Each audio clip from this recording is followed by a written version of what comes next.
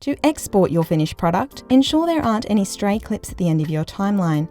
Click to select the timeline and head up to File, Export, Media, or click Ctrl or Command M for Media. Now select your desired settings. For MP4, select H.264 format and then the relevant preset from the drop-down menu.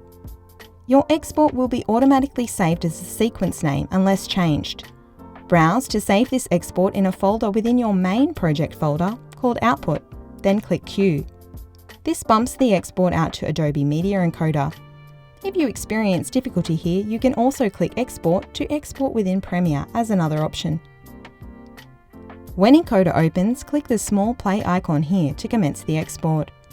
You can watch the progress in this lower portion of the screen, and when the export is complete, you'll see it in the location you selected to save. Time to watch the finished product.